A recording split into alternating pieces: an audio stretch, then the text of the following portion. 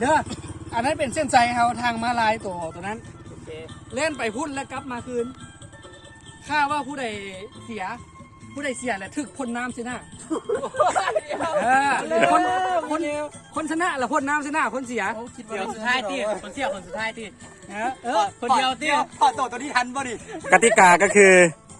เล่นจากทางม้าลายตัวนี้ ไปฮอดทางม้าลายตัวนั้นพูนหุ่น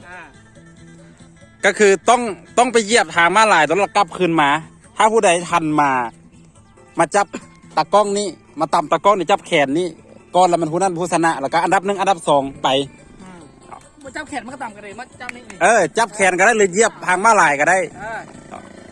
ว้ากติกาเหยียบพี่ ไอ้ใจสิฟากอย่างกับผู้ต่อสู้ทั้ง3คน เอารถคนให้ได้นี่แซมมาเบอร์ 1อยู่แล้วเบอร์ 1 ประธานเด้ ผม ประธานต้อม เคยย่านไผ่เรื่องแรกนี่ผมเคยแพ้ไผ่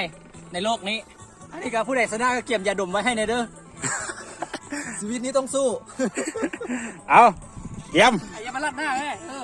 ข้างๆเลย เฮ้ยยังได้ท่าตั้งแลนนะ จำเด้อ สีนั่งหรือว่าสียืน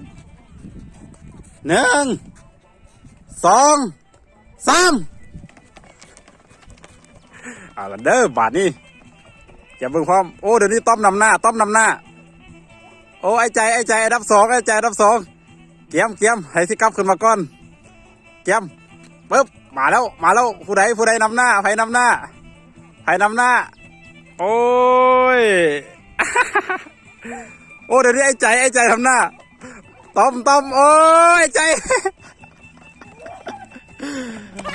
อันดับ1อันดับ2โอ้เสมอ2คนนั้นเสมอ